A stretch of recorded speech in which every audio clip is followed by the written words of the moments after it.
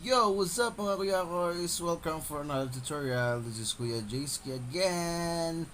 Okay, this time po, tuturuan ko kayo kung paano gumawa ng isang green screen effect. Pwede mo siyang gamitin as siguro, ilalagay mo sa baba, uh, ilagay mo sa, gamit mo as effects. So, depende po sa iyo kung ano ang, paano mo siya gamitin. Pero ako kasi, ang ginagamit ko is tulad na itong ginagawa ko. Tingnan mo yan sa taas. Diyan sa taas. Yan yung ginagamit ko. So, naka green screen effect po yan. Okay, ganun po yon. So, without further ado mga kuya koys, let's do this. Okay?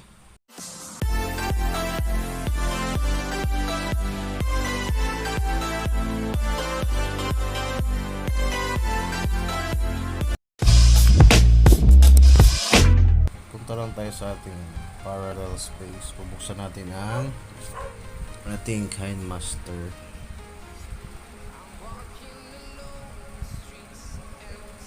Tignan natin. So, ayan. Bubuksan natin ang KineMaster. Teka. So, as parang ano siya guys video effect po ito.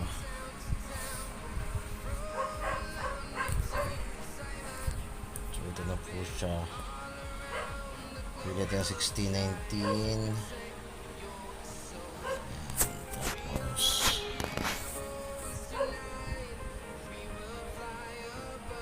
background lang tayo na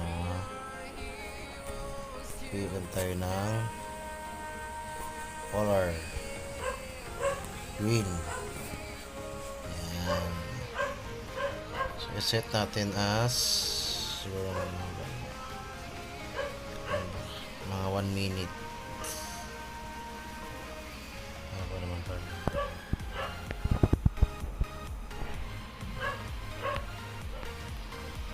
Yan muna. Ngayon, press layer. So, gumawa tayo ng sa ba yan?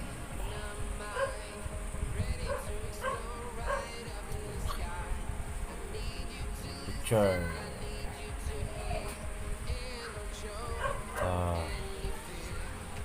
Yan.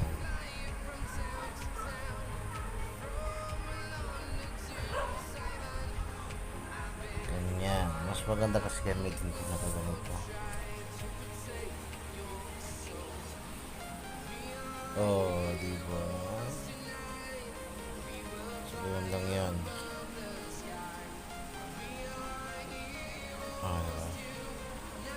Training. So, save na muna natin to. I-export na natin. Gusto naman yan.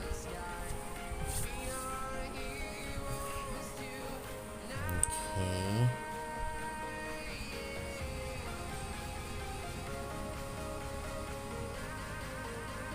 Yo. Dito.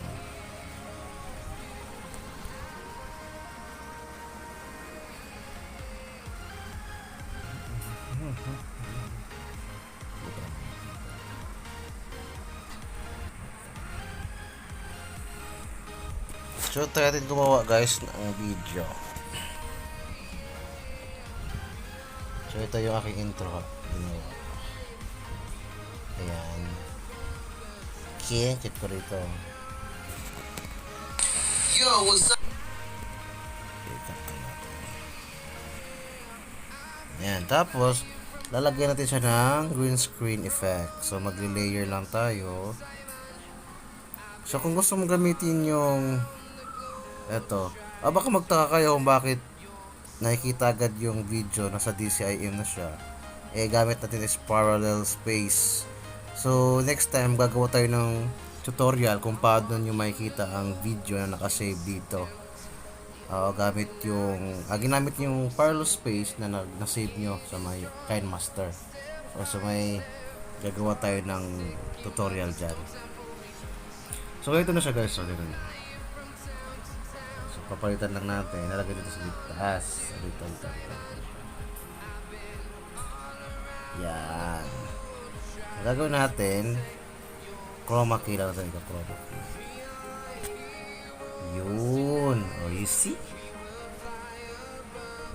what's up mga kuya boys? Welcome for another tutorial.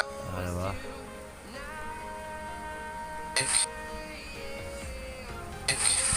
Okay.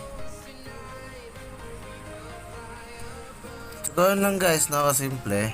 Paano gumawa ng green screen effect. Gusto lang yan. Okay, so pwede nyo siyang export na. Kaya na bahala. Okay.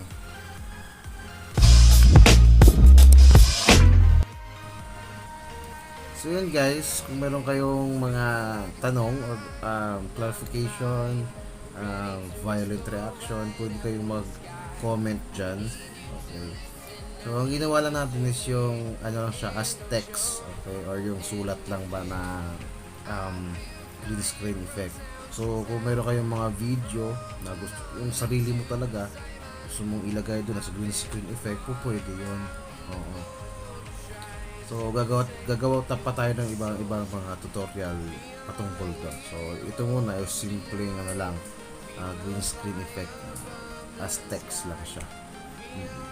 So again, maraming salamat mga kuya ko. Sana ay meron akong naitulong o naidagdag na kaalaman, lalo sa pag-edit ng mga video para paggawa ng green screen effect, paano ito gamitin.